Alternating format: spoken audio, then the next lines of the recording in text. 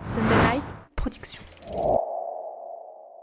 Je crois que dans nos têtes, c'était déjà avant même de partir qu'on ne s'arrêterait pas à Taïwan. Puis surtout qu'en fait, on a modifié l'itinéraire vu qu'à la base, on était censé arriver à Taïwan depuis l'Asie du Sud-Est et pas depuis le Nord. On a surtout rallongé tout ce voyage de pas mal de mois parce que maintenant, on peut vraiment le dire que l'expérience qu'on a fait jusqu'à présent nous permet de nous dire on va faire le tour du monde et puis on va pas s'arrêter en Asie. Bienvenue dans Ultra Talk. Je suis Arnaud Manzanini et chaque semaine, je me plonge dans des discussions captivantes avec des esprits audacieux pour vous lancer vous aussi dans des aventures hors du commun.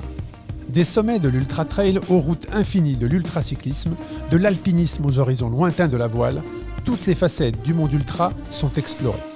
C'est parti pour un nouvel épisode.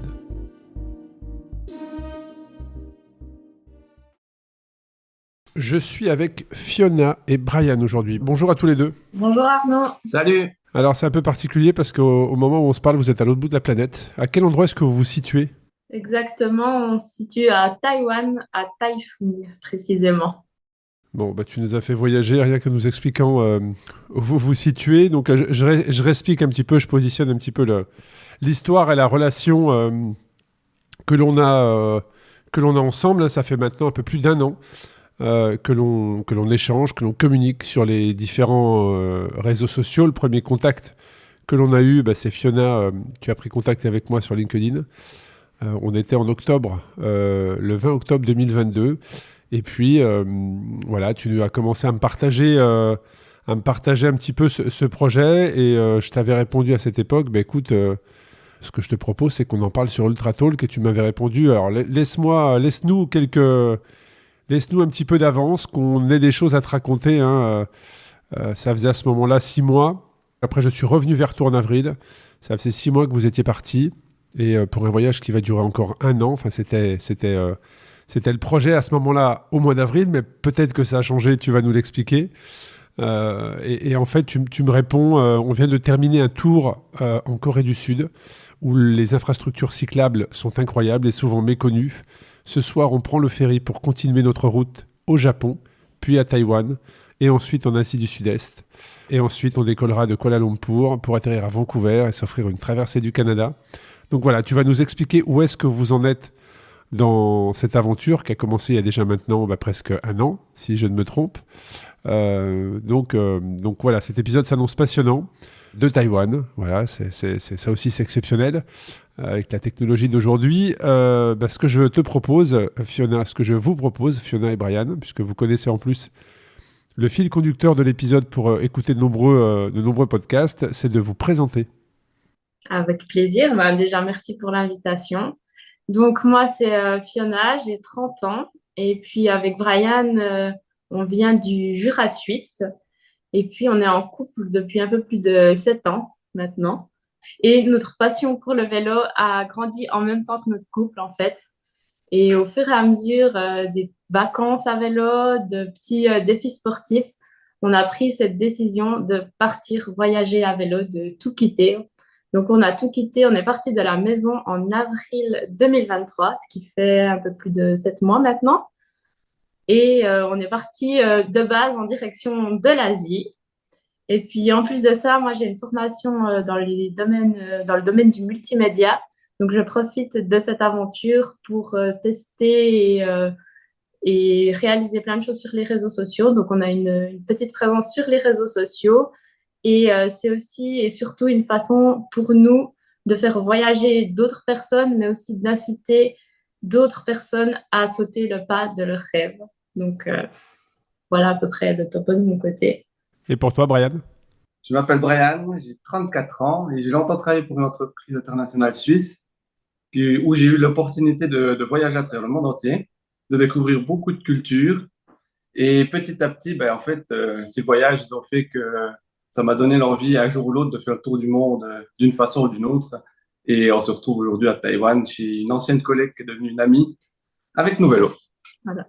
C'est incroyable de se dire on est parti de Suisse pour aller en Asie et là on est à Taïwan juste avec la force physique pour propulser ces machines. Lequel des deux était cycliste à la base ? Les deux un peu quand même à la base. On a eu la chance de toujours avoir des vélos dans nos familles respectives. C'est les distances qui ont évolué alors. C'est les distances qui ont évolué au fur et à mesure du temps. Vous êtes de quel endroit précisément dans le Jura suisse? De Delémont précisément.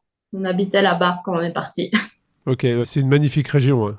Et puis elle se profile bien au fait de pouvoir faire du vélo. Complètement. Bah, surtout au début du VTT, et puis petit à petit, une fois qu'on avait bien exploré la région en VTT, on a eu l'envie de se mettre au vélo de route, ce qui nous a encore ouvert un autre domaine qui était bien plus grand dans les alentours de Delémont.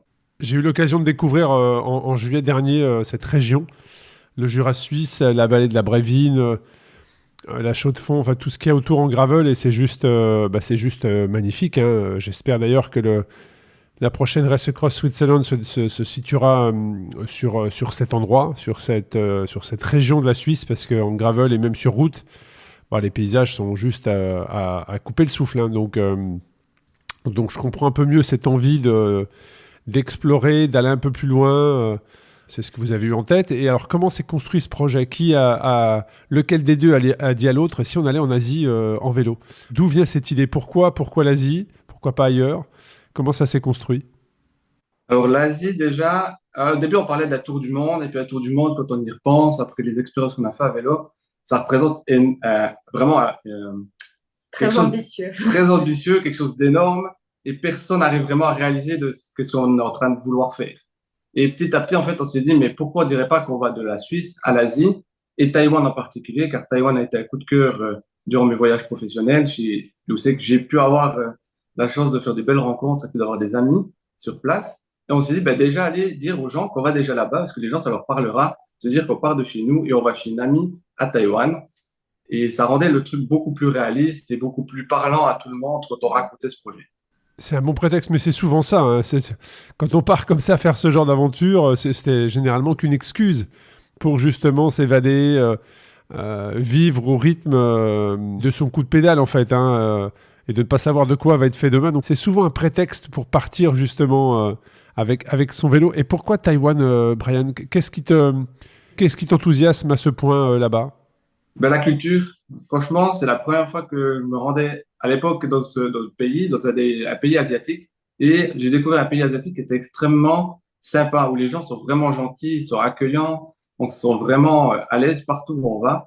En plus, on a la chance de pouvoir découvrir des nourritures locales qui sont extrêmement bonnes ici. Donc, c'est un peu un tout, quoi. Autant une culture où c'est que les gens sont gentils, ils vont vouloir vous aider, ils vont vouloir vous accompagner, ils vont pas vous fermer la porte au nez. Et d'un autre côté, on a tellement de choses à découvrir ici que ça a été vraiment une belle découverte. Un coup de cœur.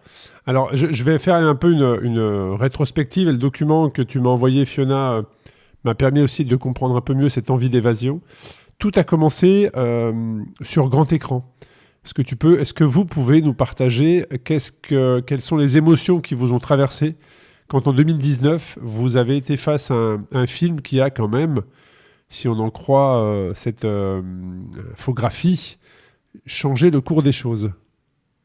Ouais, c'est vrai qu'on avait vu le film Pedal the World sur Netflix, qui nous a particulièrement marqué et particulièrement inspiré.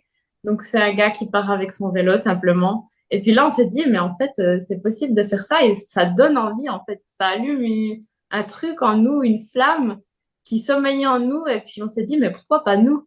Et au final, des conversations entre les deux, au final, des inspirations en écoutant d'autres personnes, en regardant d'autres vidéos, on s'est dit, pourquoi pas essayer? Donc, on a pris les vélos qu'on avait, qui étaient à l'époque actuelle des VTT, qu'on a équipés avec du matériel basique. Et on est parti pour notre première aventure qui a été paradoxalement un fail un petit peu. Une catastrophe. Pas une catastrophe, mais qui s'est terminée au bout de 2 jours alors qu'elle devait en durer un peu plus. Et on est rentré avec la paradoxale envie de totalement recommencer en fait, et puis d'aller encore plus loin. Alors c'est vrai que ce film qui est présent sur Netflix notamment explique le parcours à travers 22 pays et 18 km de traversée à vélo. C'est un récit de voyage en fait, hein, comme aujourd'hui maintenant il y en a beaucoup sur les différents réseaux, notamment YouTube, où on peut trouver effectivement, il y a beaucoup de personnes qui aujourd'hui avec les outils que l'on a peuvent s'autoproduire, on va dire, mais en tout cas ramener des images qui permettent à chacun de voyager, ne serait-ce que sur Instagram d'ailleurs ou Facebook. Et ça c'est intéressant. Donc c'est vraiment ce film qui a été un électrochoc pour vous où vous vous êtes dit, mais pourquoi pas nous en fait? Pourquoi nous aussi on ne partirait pas? Donc quelques semaines après ce film, vous vous êtes dit, allez, on va aller à Lyon en vélo, donc de Genève. Il y a quoi? Il y a 200 km à peu près, non? C'est à peu près un petit peu moins peut-être. Et vous avez pris 2 jours de flotte, effectivement, 2 jours de pluie, où là, bah, on est directement confronté à la pire difficulté d'un bikepacker, hein, c'est l'humidité.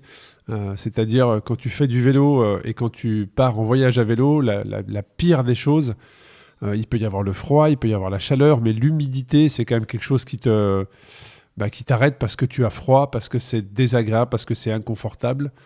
Et vous avez connu ça de suite, mais comme tu l'as dit, ça ne vous a pas découragé, puisque derrière, vous avez décidé effectivement de continuer à vous équiper au fur et à mesure des mois jusqu'à vous acheter les vrais vélos de bikepacker quelques mois plus tard.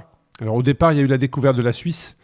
Et puis vous vous êtes dit, on va étendre le territoire un petit peu plus loin. Et puis il y a eu cette participation à Race Cross France, 500 km. Et là, vous l'aviez fait en duo, vous l'aviez fait en solo, comment ça s'est passé?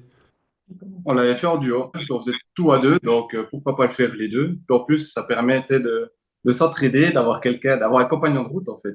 Ouais, c'est intéressant. Et c'est vrai que dans le cadre de cette préparation, vous êtes parti découvrir à vélo les Grisons. Alors les Grisons, moi j'en rêve d'aller découvrir cette région de Suisse, hein. C'est vraiment au sud-est de la Suisse, les Grisons. Vous avez parcouru 320 km dans cette magnifique région. Il y a eu également un Genève-Barcelone pour vous préparer justement à Race Cross France 500 km. Et puis ensuite, vous avez partagé vos aventures sur les réseaux, mais aussi pour cycliste, la version, le magazine cycliste, mais version suisse.ch. Et puis vous avez tout fait en autonomie. Vous êtes venu sur Race Cross France en vélo. Ça aussi, il y en a beaucoup qui le font désormais, hein, de venir à vélo. Vous avez ensuite été faire les quelques sommets. Enfin, on voit vraiment dans ce fil conducteur que ça évolue au fur et à mesure des mois. Mais de là à se dire, on part à Taïwan en vélo de Suisse, comment ça s'est passé quand vous l'avez annoncé à votre entourage, à votre famille? Comme tu as dit, avec ce fil conducteur, en fait, petit à petit, les gens, quand on leur a annoncé, se sont dit, mais en fait, ça suit la suite logique de ce qu'on était en train de faire depuis quelques années. C'était pas quelque chose qu'on a décidé, on n'a pas claqué des doigts, on s'est dit, on part demain. On s'est dit, on va le faire, mais on va se préparer gentiment à le faire, quoi. Et du coup, ça a permis à notre entourage aussi de se préparer aussi à se rendre compte qu'un jour on allait le faire et puis qu'on avait une bonne expérience de ça, qu'on n'allait pas se jeter dans le vide et découvrir ce que c'était le monde du voyage à vélo. Ils savaient qu'ils pourraient avoir confiance et puis qu'on avait un solide bagage le jour où on partirait. Alors, qu'est-ce que vous avez appris à travers toute cette préparation? C'est-à-dire, qu'est-ce que votre matériel a évolué? Probablement, vous allez nous l'expliquer. Donc, entre avril 2023, le grand départ, et septembre 2000, on est en 2019, pardon, où vous découvrez ce film qui change le cours de votre vie, qui est Pedal the World. Il se passe quoi en 4 ans et surtout, comment votre matériel évolue? C'est quoi? C'est les vélos qui ont changé, on l'a dit, mais c'est aussi peut-être le matériel de bikepacking. Ma question, c'est surtout aux gens qui nous écoutent et qui eux aussi ont envie de se dire à un moment donné, pourquoi pas moi? Pourquoi moi je ne partirais pas rouler le monde, pardon. Quels conseils vous pouvez leur donner pour constituer des équipements solides et durables? Déjà, de commencer avec ce qu'on a, c'est ce qu'on a fait. On avait des VTT, donc on a simplement pris des VTT. C'est certes que c'est pas le vélo qui parle le plus pour faire ce genre d'aventure, parce qu'on peut pas forcément y fixer un porte-bagages dessus. Mais malgré tout, on a quand même trouvé moyen de poser un porte-bagages. Puis ensuite, on a pris des équipements très simples. On s'est pas lancé dans du matériel haut de gamme directement, où on investit pour se dire, oh, il va falloir qu'on les utilise, il faudra les rentabiliser ou quoi que ce soit. On a vraiment pris des matériaux très simples. Et petit à petit, on a vu quel était le matériel qui devrait être de meilleure qualité ou qui pouvait rester de des qualités standards. Ça aussi, ça aide beaucoup. Parce que petit à petit, on a vu que, par exemple, les sacs de couchage, quand on a dormi à une nuitée où il devait faire 0 ou 5 degrés, on s'est rendu compte que les sacs de couchage à 15 degrés, que ça allait pas aller, puis qu'on ne pouvait pas continuer avec ça. Donc ça, c'était déjà des premiers éléments qu'on devait modifier. Ensuite, aussi les matelas. Dormir sur des matelas simples, boudins, allongés, on se rend vite compte qu'après plusieurs nuits, le dos, il commence à devenir assez rigide. Il y a eu... On a vraiment commencé avec tout du basique et au fur et à mesure, au moment où ça allait plus, comme tu viens de le citer, les matelas, aussi les vélos peut-être je vais venir après dessus, mais aussi rien que la trousse médicale. Parce que justement, je reviens par le passé, sur cette première aventure qu'on a voulu faire jusqu'à Lyon, de Genève à Lyon, le problème, c'est que justement, avant d'avoir la pluie, on a eu beaucoup de soleil et j'ai eu une insolation. Et je suis tombée malade et on n'avait absolument rien. On était un dimanche ou un jour férié dans un village perdu en France où aucune pharmacie, aucune personne ne voulait nous donner de médicaments. Donc, c'est vrai que c'était très compliqué et directement, là, on a compris qu'il faut... On avait tout pour réparer les vélos, mais on n'avait rien pour se réparer nous-mêmes. Donc, ça, c'est le premier truc qu'on a directement changé. Et puis ensuite, bah, petit à petit, le matériel. Et s'en est suivi aussi les vélos, mais ça, bien après. On s'est rendu compte, après les VTT, qu'on a fait du vélo de route, on s'est vraiment rendu compte de ce qu'on voulait comme type de vélo pour voyager. Puis ça, c'est très, je pense, personnel, mais entre autres, on voulait, par exemple, un cintre comme les vélos de route. On voulait plus voyager sur un cintre droit comme sur le VTT. Toutes des petites choses comme ça qui nous ont fait acquérir des vélos de voyage environ 6-7 mois avant de partir. Oui, parce qu'effectivement, sur les guidons, comme tu l'as dit, il y a les guidons de vélo classiques, il y a les guidons plats, il y a les guidons papillons également, qu'on voit beaucoup aussi sur ces voyageurs à vélo qui partent généralement pour un tour du monde. C'est souvent ça. Donc, il y a eu toute cette réflexion autour de comment je m'équipe. Mais j'ai beaucoup aimé, Fiona, ta réaction sur... on avait tout pour réparer les vélos, mais on n'avait rien pour nous réparer nous-mêmes, quelque part, hein, pour se réparer. Et c'est vrai que c'est intéressant parce que quand tu pars en voyage à vélo, c'est comme quand tu pars en rando. Hein. Il y a forcément des choses qui ne se passent pas comme prévu. Et puis, il peut y avoir des petites douleurs, des petits frottements qu'il faut être capable de soigner. Parce que quand tu fais du long et tu pars comme ça des mois hors de chez toi, tu es un peu dans l'inconfort quand même. Et puis, il faut trouver des solutions pour subvenir à une blessure, à une douleur. Parce que généralement, ça s'amplifie avec le temps. Quand tu es toujours comme ça en mouvement et en déplacement, ça ne fait sur le vélo que s'amplifier. Donc, c'est une très très bonne remarque. Et comment est-ce que vous emmenez votre matériel, votre petite maison avec vous? Est-ce que ce sont des sacoches attachées au cadre du vélo? Est-ce que ce sont des sacoches suspendues? Combien de sacoches avez-vous d'ailleurs par vélo? Est-ce que vous avez une idée à nous partager sur le poids de chacun? Donc là, on se retrouve avec 4 sacoches crochées au vélo aujourd'hui, parce que vu qu'on a acquis des vélos de randonnée, il y a vraiment des vraies fixations. Maintenant, il y a des vrais porte-bagages. On peut vraiment fixer nos sacoches. Et à l'arrière, on se retrouve maintenant aujourd'hui équipé avec 2 sacoches Ortlieb qui sont sur les côtés. Et dessus, on a pu mettre un sac à dos parce que Ortlieb a sorti dernièrement un sac à dos pour le vélo.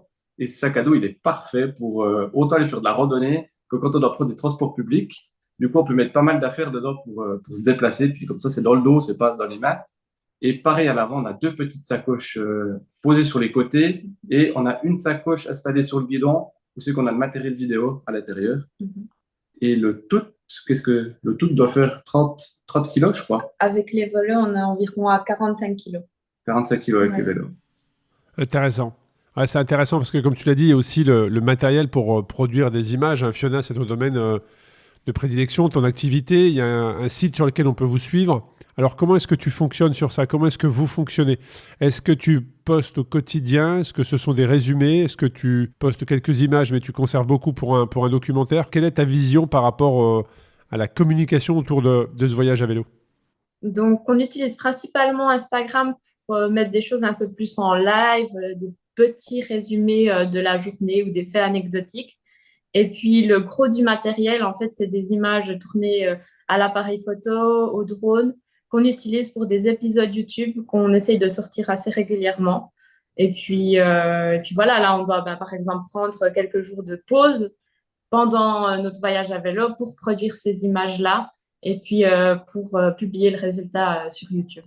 Alors ça aussi, c'est beaucoup de temps. Est-ce qu'il y a une régularité dans ce que vous faites? C'est-à-dire, qu'est-ce que vous dites tous les jours? Il y a tant de temps qui est consacré au montage ou c'est en fonction du temps, en fonction de là où vous vous situez, du réseau, probablement aussi. Comment ça se passe sur ça? Alors, ça dépend de beaucoup de paramètres dont on n'a pas forcément des fois le contrôle. Comme par exemple au Japon et en Corée, on a pris un peu de retard sur les vidéos justement parce qu'on avait beaucoup de kilomètres à faire en moins de temps pour rentrer dans notre planning. Et il y avait beaucoup de choses à voir. Donc, on a quand même le moment présent et le fait de profiter de notre voyage, ça reste bien sûr le principal objectif. Donc là, on a un peu mis la vidéo de côté, mais dès que dans le planning, en fait, on essaye de caler dans le planning des pauses qui nous permettent de faire du montage vidéo. Et puis, en termes de live sur la route, bah, tous les jours, on essaye de poser le trépied au moins 2-3 fois pour nous filmer minimum. Et puis, en plus de vlogger et en plus de faire aller le drone quand c'est possible. Mais là aussi, le drone, ça dépend aussi du vent, de la météo. Donc, voilà. Mais tout en profitant du moment présent, on essaye de capturer ces instants et tout ce qu'on vit. Bon, en tout cas, ça fonctionne, hein, parce que moi, je vous invite à aller sur la chaîne YouTube. Hein, c'est le bruit du gravier. Donc, vous allez sur YouTube, même sur les réseaux sociaux. C'est le bruit du gravier. Tu nous expliqueras d'ailleurs après pourquoi ce nom. Et il y a déjà 48 vidéos, hein, je suis dessus au moment où je vous parle. 48 vidéos qui vont vous faire voyager à travers la Slovénie, la Croatie, la Thaïlande, Madère, la Sardaigne. Voilà, donc on voyage. On voyage très clairement, c'est très bien monté. Pourquoi le bruit du gravier? Enfin, on peut trouver le lien, mais est-ce qu'il y a une autre histoire, si ce n'est le fait d'évoluer avec son vélo et en bikepacking ou même sur des sentiers, tout dépend où tu te situes autour du monde, mais tu peux entendre effectivement le bruit du gravier sous tes roues. Quel a été le storytelling autour de ça? Eh bien, c'est tout à fait ça. En fait, c'est le moment présent qu'on se trouve sur le vélo, qu'on entend justement ce gravier sous nos roues. En fait, c'est plus une sensation, c'est ce sentiment qu'on a un peu de liberté quand on est en extérieur avec son vélo, que ce soit sur du gravier ou même quand on contemple le silence du bitume. Eh ben, c'est ce moment qu'on a envie de figer. C'est vrai que je peux comprendre, hein, être sur une petite route isolée, contemplant l'horizon justement avec ce petit bruit de gravier, et forcément tu associes ce sentiment de liberté, hein, très clairement. Donc c'était intéressant que C'est tu une nous partages. invitation au voyage en soi. Exactement, c'est une invitation au voyage, je comprends parfaitement. En tout cas, c'est cool de pouvoir partager ça, hein, de prendre le temps de produire des images pour que les autres puissent aussi s'évader devant un ordinateur. Donc, juste merci pour ça. Et puis, comment est-ce que vous avez construit votre parcours? Parce qu'aujourd'hui, avec tous les challenges géopolitiques qu'on peut rencontrer quand on part à l'Est, alors j'ai rencontré plusieurs personnes. J'ai partagé l'histoire de plusieurs personnes justement sur le podcast qui partent à l'Est, quelles que soient les destinations. Ça peut être le Japon, ça peut être Taïwan, ça peut être le Kirghizistan. Mais en tout cas, voilà, on part de France, on va à l'Est. Et très régulièrement, voire quasiment tout le temps, le discours qu'on leur tient au fur et à mesure de leur évolution à l'Est, c'est « Attention, c'est dangereux à l'Est ». Toujours à l'Est, en fait. C'est-à-dire que tu sois dans n'importe quel pays, quand tu leur dis, parce qu'on te pose la question, mais où est-ce que tu vas avec ton vélo? Et généralement, on répond, je continue dans cette direction qu'est l'Est du pays. Et la réponse est souvent, mais fais attention parce que le pays d'à côté, qui est donc plus à l'Est de là où on est, c'est dangereux. Et c'est comme ça de pays en pays. Est-ce que vous aussi, vous avez eu ces retours, ces sensations? Oui, à chaque fois. Mais je retiens un truc quand même de ce côté. On dit que c'est dangereux à l'Est. D'ailleurs, on dira même que c'est dangereux d'aller dans un autre pays. C'est souvent les gens qui n'ont pas voyagé qui nous disent ça. Souvent, les gens qui ont voyagé, ils le disent pas. Ils disent, ah, trop bien, vous allez dans ce pays, allez là, ça va être incroyable. Mais les gens qui n'ont souvent pas voyagé, ils vont nous dire, oh, fais attention, le prochain pays, ça va être des voleurs, faites attention avec vos vélos, ils sont pas sympas, ils sont pas accueillants. C'est vrai qu'on retrouve ça beaucoup quand on part en direction de l'Est, ça, on peut pas le nier. Mhm. Ouais, Et c'est ça, vrai c'est qu'on assez- l'a plus fait aussi au début que maintenant qu'on est dans les pays. Ouais, depuis qu'on est Depuis arrivé, qu'on est en Corée, on n'a plus entendu ce genre de choses. non, souvent les gens disent, ah, vous allez depuis la Corée, on allait au Japon, ah, ça va être magnifique. Mhm. Ensuite, on disait qu'on allait du Japon À Taïwan, à Taïwan, pareil. Du coup, c'est vraiment une culture qui est plus côté Europe, Europe de sur un l'Est, premier point de vue. Hein. de l'Est. Ouais, ça c'est intéressant. Ça c'est intéressant. Tu vois, cette position-là, Brian, j'avais jamais effectivement entendu de dire que c'est vraiment très à l'Occident, très attaché à l'Europe, mais une fois que tu sortais de ce continent, c'est vraiment un discours que tu n'avais quasiment plus. Comment est-ce que vous avez constitué votre parcours? Donc vous êtes parti de Suisse, et quand on part de Suisse, on part dans quelle direction? Est-ce qu'on part sur l'Allemagne, sur l'Autriche, sur l'Italie, où est-ce qu'on part? Ben, nous, on est parti sur l'Italie. Exactement. Et le voyage s'est surtout constitué sur le fait que, en fait, on a regardé la météo et on a créé un fichier Excel dans lequel on a mis météo, on a catégorisé la météo en 3 catégories, bien, acceptable et pas favorable. Et du coup, en mettant la météo, on a vu qu'en fait, en partant de côté, c'est simple. Au fur et à mesure des mois, on voit qu'en fait, on arrive à suivre une météo relativement clémente. Donc, c'est un peu comme ça qu'on a créé l'itinéraire et la direction sur laquelle prendre. Mais on n'a pas créé un itinéraire en soi. On ne savait pas quelle route on prenait, mais on savait juste la direction. Vous êtes parti de Suisse, sachant que vous partiez à l'Est, mais par contre, dans l'incapacité de dire, bah, dans une semaine on sera là ou dans une semaine on sera là, le parcours s'est constitué avec la météo. Entre autres, au début, oui. Oui. Mais c'était d'ailleurs un sacré sentiment au début de liberté, de partir et de se dire, on ne sait pas où on va être dans quelques semaines. Alors maintenant, c'est un peu plus planifié justement parce qu'on a dû prendre des avions pour rejoindre certains endroits. Mais avant, c'était un sacré sentiment incroyable de se dire, tout le temps on a devant nous, on ne sait pas où on va aller, mais on va y aller. Ouais, c'est sûr. Là, c'est sûr. À l'époque dans laquelle on vit, sortant de période de Covid, je peux comprendre parfaitement qu'il y a ce sentiment de liberté. Hein. Donc, on part en Italie avec vous, allez. Derrière, c'est quoi? C'est les pays, c'est Serbie, Croatie. Il y a un passage en Grèce, je crois. Est-ce qu'il y a également un passage en Turquie ou vous êtes passé par des pays plus au nord? C'est un peu compliqué parce que guerre en Ukraine, quand vous êtes parti, la guerre était déjà là, bien évidemment. Donc, comment est-ce qu'on a constitué ce parcours avec cette composante où il y a peut-être des pays dans lesquels on vous a mis en garde? Non, parce qu'en fait, on a continué depuis l'Italie, on est passé en Slovénie. Slovénie, on a eu beaucoup de challenges au début du voyage parce que on a eu la pluie pendant plus d'une semaine d'affilée. Et là, tous les jours, on pédalait sous la pluie et le soir, on avait de la chance parce qu'on pouvait dormir chez l'habitant, donc on avait le temps de sécher. Et après, on a essayé d'aller un peu plus vite pour un peu quitter cette pluie parce qu'on commence à en avoir un peu marre. Autant qu'on est parti de Suisse sous la neige, autant on arrive en Slovénie où il pleuvait. Donc, c'était pas trop le mood dans lequel on avait envie d'être. Et on a essayé un petit peu d'avancer plus vite pour rejoindre la Croatie rapidement pour avoir une météo bien meilleure. Et ça s'est presque bien donné.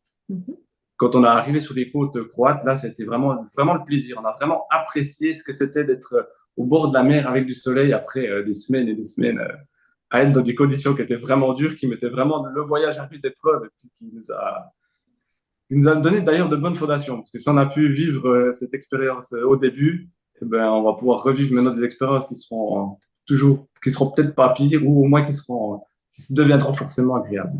Ouais, ça vous a mis dans le bain du voyage à vélo direct dans l'inconfort. Vraiment, on a vraiment été, encore chose qu'on était bien équipés, puis qu'on avait fait toutes ces expériences auparavant pour avoir un équipement qui tenait la route lors de cette météo qui était capricieuse.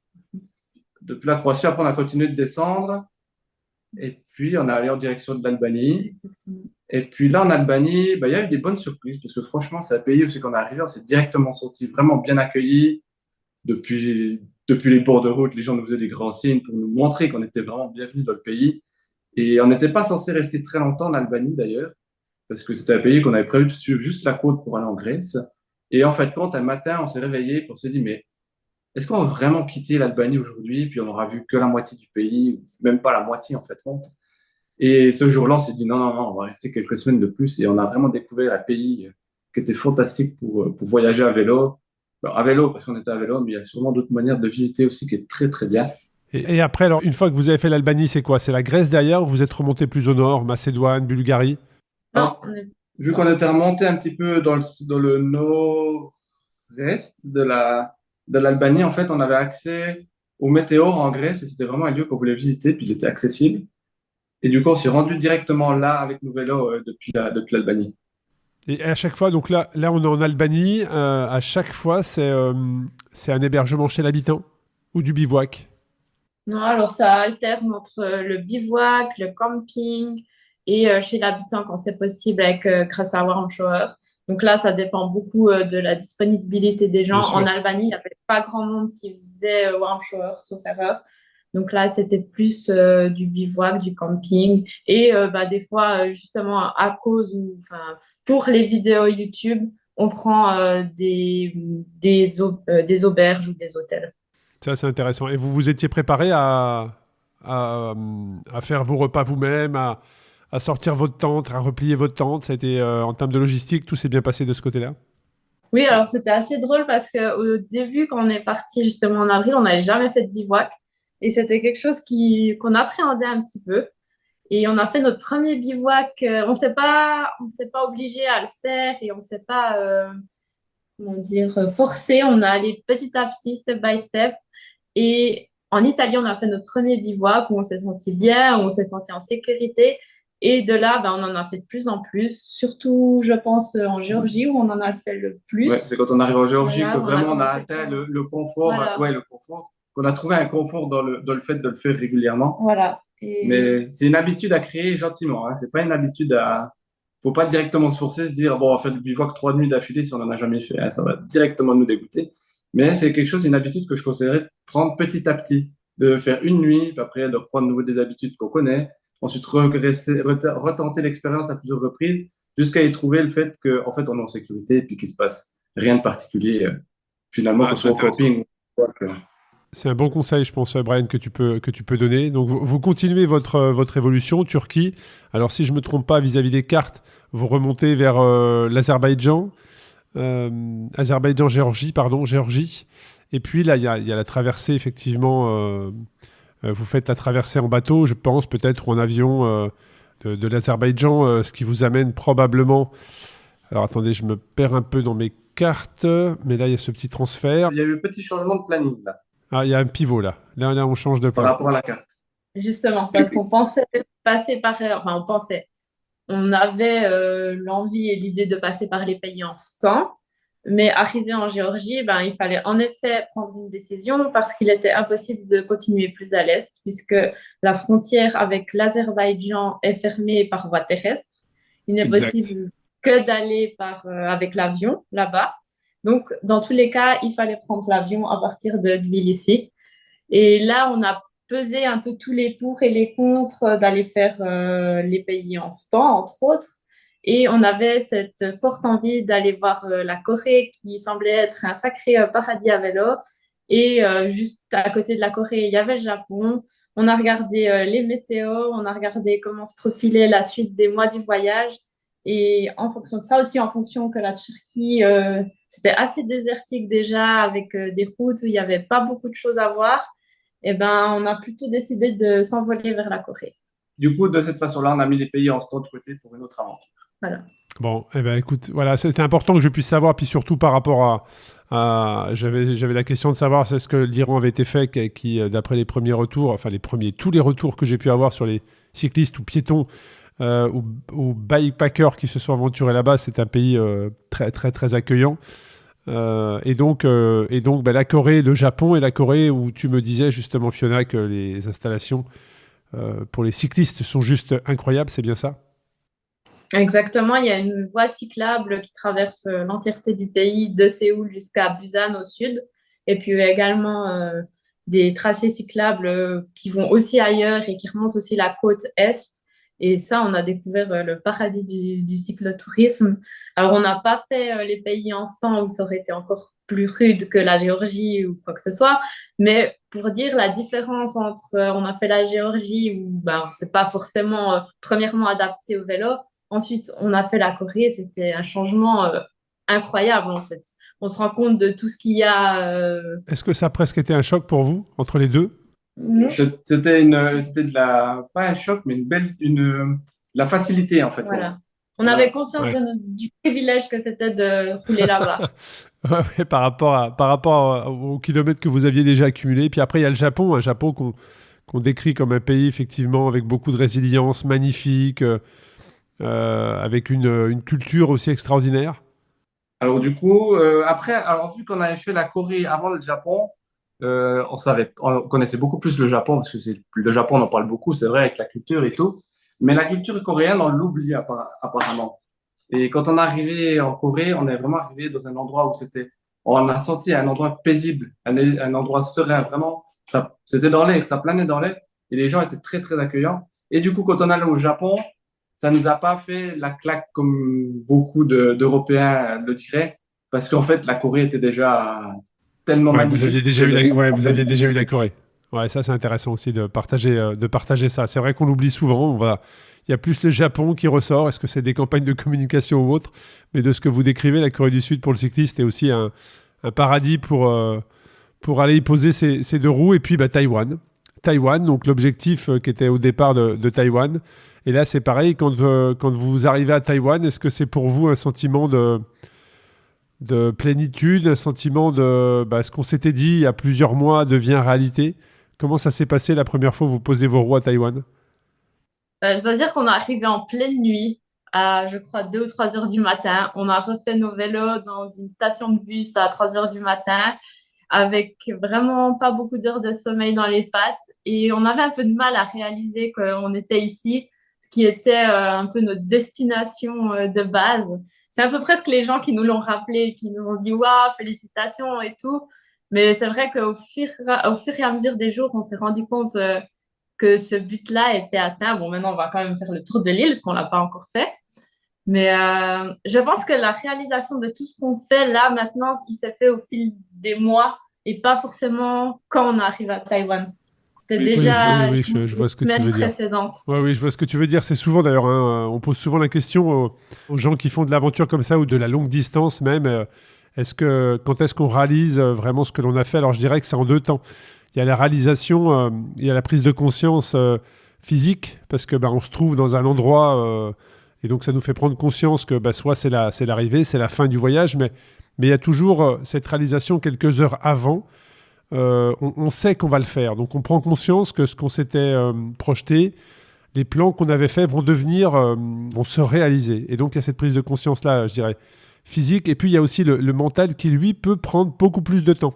C'est-à-dire que physiquement, vous trouvez à Taïwan, mais mentalement, le temps que vous réalisiez vraiment tout ce que vous avez fait, là, ça peut prendre parfois un peu plus de temps, parce qu'on est dans l'instant présent, parce que vous profitez, parce que vous avez pédalé tous ces kilomètres-là et vous avez parfaitement conscience de ce que vous avez fait. Mais mentalement, pour prendre du recul sur ce fait que c'est quand même génial de pouvoir partir de Suisse avec son vélo jusqu'à Taïwan, ça c'est génial. Mais est-ce qu'à un moment vous vous êtes dit, en fait, on va pas s'arrêter là. En fait, c'est tellement bien finalement qu'on va continuer. Est-ce que ça vous a traversé l'esprit? Bien sûr. Je crois que dans nos têtes, c'était déjà avant même de partir qu'on ne s'arrêterait pas à Taïwan. C'est juste qu'on l'avoue à personne, même peut-être même pas à nous-mêmes. Mais l'envie, elle était tellement grande qu'on n'allait pas s'arrêter ici. Puis surtout qu'en fait, on a modifié l'itinéraire vu qu'à la base, on était censé arriver à Taïwan depuis l'Asie du Sud-Est et pas depuis le Nord. Donc, ça amène beaucoup de confusion aujourd'hui parce que tout le monde pense qu'on est arrivé au bout de notre voyage. Mais en fait, pas du tout. On a juste modifié les plans et on a surtout rallongé tout ce voyage de pas mal de mois. Parce que maintenant, on peut vraiment dire que l'expérience qu'on a fait jusqu'à présent nous permet de nous dire on va faire le tour du monde et puis on va pas s'arrêter en Asie. Ah, génial. Ça, c'est génial parce que les plans ont changé.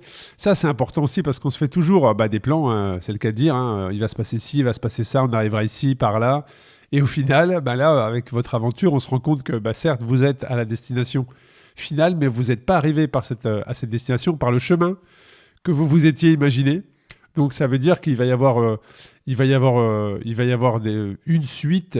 Et aujourd'hui, alors, c'est quoi déjà, ma question, c'est qu'est-ce que vous avez appris sur vous-même entre le moment où vous êtes parti de Suisse et là, aujourd'hui, au moment où on se parle? Qu'est-ce que vous avez appris sur vous-même? Relativiser quand il y a quelque chose qui va pas. Parce qu'on a vu qu'à chaque fois qu'on a eu des problèmes, surtout avec les vélos, ça a amené plus de positifs que de négatifs. Comme par exemple le jour où c'est qu'on a été embêté avec ton pneu arrière parce qu'elle n'a pas eu de chance, Fiona, parce qu'il y a son pneu qui s'est déformé et on a dû le faire réparer. On était embêté parce qu'on savait pas quoi faire. Et puis là, je pense que tu peux raconter l'histoire, les premières étapes qui sont suivies. Justement, on était en Turquie et tout d'un coup, on remarque que mon pneu arrière ne roule plus du tout droit et qu'il est vraiment déformé. Et on se dit, faut qu'on trouve le plus vite possible une solution. On était un peu au milieu de nulle part.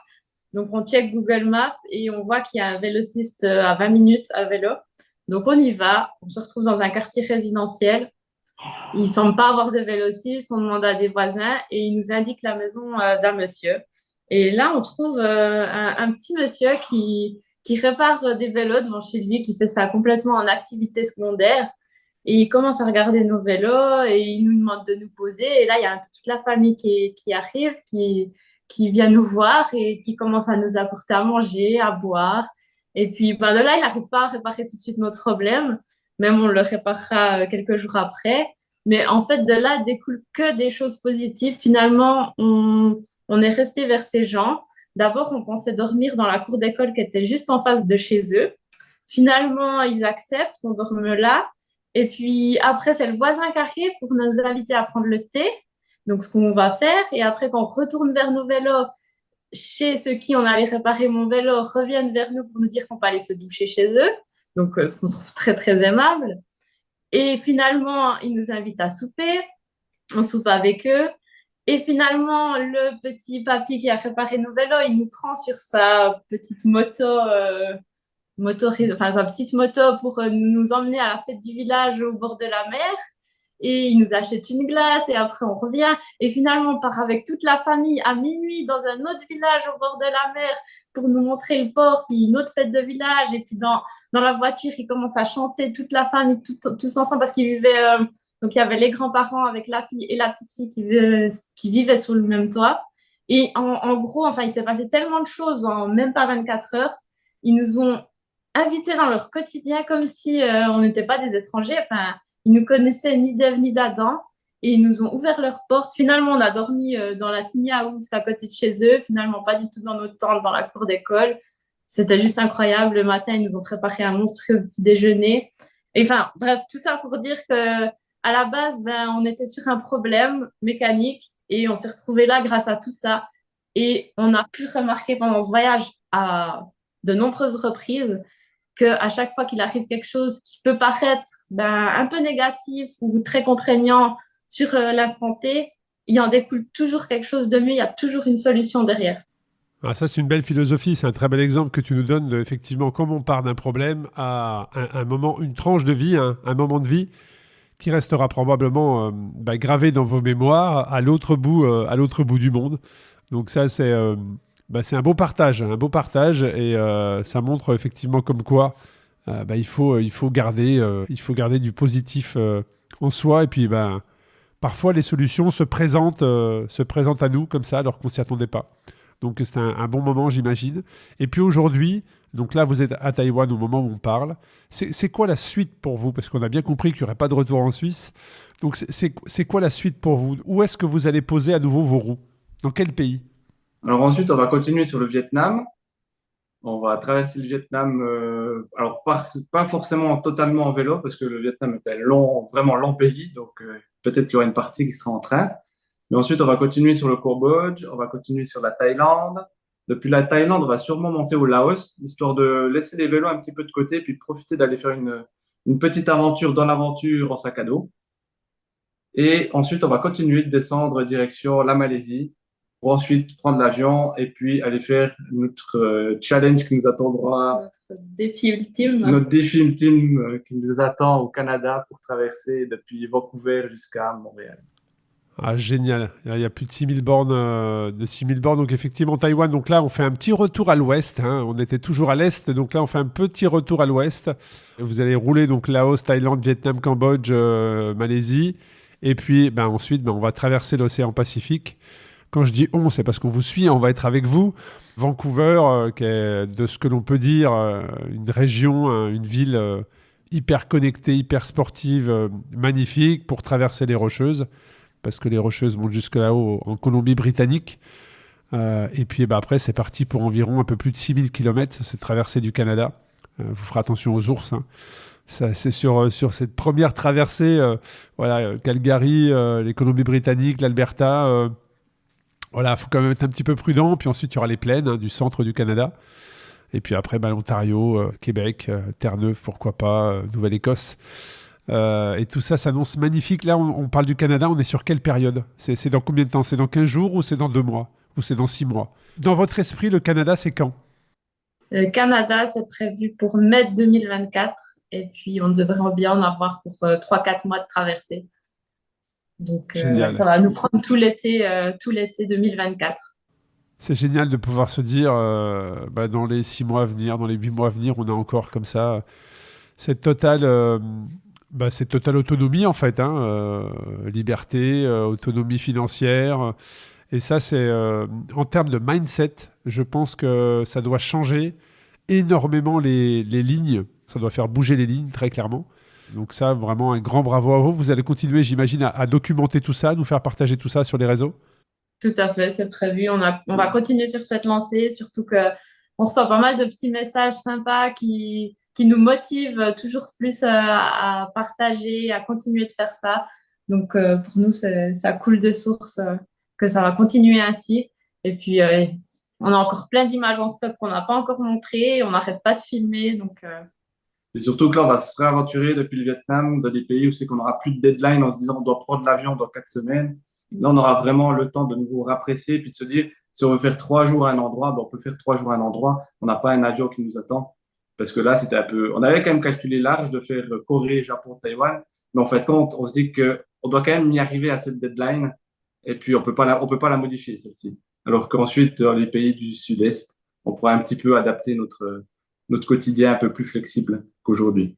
Ouais, c'est une belle philosophie de vie. On va arriver sur la fin de l'épisode, sur la fin du podcast. S'il y avait un message à faire passer à toutes ces personnes qui écoutent votre aventure aujourd'hui, hein, qui écoutent, vous êtes parti de Suisse, vous êtes à Taïwan, puis au final, c'était au départ la destination de fin, la destination du projet initial. Et puis au fur et à mesure que les jours ont passé, la manière d'y arriver a été différente de celle qui était prévue et qui a abouti sur le fait de dire finalement, en fait, on ne va pas s'arrêter là, on va continuer, puis on va faire ce tour du monde qu'on n'avait pas osé penser possible. Et finalement, si c'est possible, on va le faire.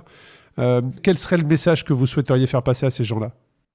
Le premier message, c'est de se mettre des petits challenges, de commencer avec des petits challenges et petit à petit les faire grandir et les rendre plus difficiles. Et puis pas directement se comparer avec ce qu'on peut voir facilement sur les réseaux sociaux où on va se lancer à défi, où on va faire peut-être 1000 km à vélo la première fois alors qu'on n'a pas le corps qui est encore adapté. C'est d'y aller petit à petit, pas se brusquer et que les choses vont petit à petit. Ça va être naturel de vouloir en faire toujours plus. Et en plus de ça, ça va être beaucoup plus de cette façon-là, on va être sur une base beaucoup plus solide. Du coup, le jour où c'est qu'il y a une chose qui ira pas, on pourra se dire, mais si, ça, j'avais réussi à le faire, donc je peux au moins aller jusque-là. Et ça permettra d'aller encore plus loin une fois qu'on l'aura atteint. Comme ça donne des repères dans la vie aussi de cette façon-là. Exactement. Merci, Brian. Et pour toi, Fiona? eh ben, je rebondirai sur ce que Brian a dit aussi par rapport. Nous, on est sur les réseaux sociaux, mais je dirais qu'il faut prendre tout ce qui nous inspire et pas se comparer, faire attention à pas comparer le voyage des autres avec le nôtre, parce qu'il existe un nombre incalculable de voyages autant qu'il y a de voyageurs. Et puis, c'est pas parce qu'il fait que du bivouac qu'il faut faire que du bivouac. Il faut vraiment faire les choses comme elles sonnent au fond de nous. Et puis, c'est comme ça qu'on prendra le plus de plaisir. Ouais, c'est une belle philosophie de vie, en fait. On voit que vous êtes un petit peu déconnecté. On voit que vous êtes dans votre projet depuis des mois, parce qu'il y a une totale liberté de penser. Ce voyage est hyper inspirant. Donc, un grand merci pour ça. Où est-ce qu'on peut, je n'ai pas tout à l'heure de réseaux sociaux, de sites, mais si tu pouvais nous partager, Fiona, tout le compte-rendu vidéo, photo que tu produis, où est-ce qu'on peut vous suivre aujourd'hui? Alors, le plus simplement, c'est sur le bruit du gravier, sur Instagram et sur YouTube. Et puis, on a aussi la page internet. Bien sûr, on a aussi lebruitdugravier.ch où on met des infos pratiques sur tous les pays sur lesquels on passe. Donc là, on est en train un peu de rattraper notre retard, mais vous trouverez des articles sur tous les pays sur lesquels on est passé, où on met vraiment les petites choses du quotidien qu'on a passé pas mal d'heures à chercher, genre quel quartier il faut prendre, quelle route on a prise. On partage aussi toute notre collection Komoot avec tous nos tracés. Donc, il y a vraiment des infos utiles pour les futurs voyageurs. Génial, le bruit du gravier, retenez ça. Un grand merci à tous les deux pour le temps consacré, pour le partage. On va suivre votre aventure et puis pourquoi pas se retrouver dans un an pour nous expliquer où est-ce que vous êtes dans un an et quelle sera la suite. Mais en tout cas, un grand merci pour ça. Ça fait quasiment 1 heure qu'on discute et tout ça est passionnant et nous fait voyager. En tout cas, moi, j'ai voyagé. Moi, au moment où on enregistre, pour vous, c'est le milieu d'après-midi à Taïwan. Pour nous, c'est le petit matin. Donc, j'ai déjà commencé à voyager dès ce matin. Donc, un grand merci pour ça. Et puis, au plaisir de suivre à nouveau vos aventures et tout le meilleur pour la suite. Merci beaucoup, en tout cas. Merci beaucoup. Merci d'avoir écouté cet épisode captivant d'Ultra Talk. J'espère que cette conversation inspirante avec des individus audacieux vous a laissé avec de nouvelles perspectives et une motivation renouvelée. N'oubliez pas que vous aussi, vous pouvez embrasser l'extraordinaire dans votre propre vie. Restez connectés sur les réseaux sociaux Ultra Talk et sur le site ultratalk-podcast.com. Continuez à vous aventurer et à repousser vos limites. À la semaine prochaine pour un nouvel épisode passionnant d'Ultra Talk.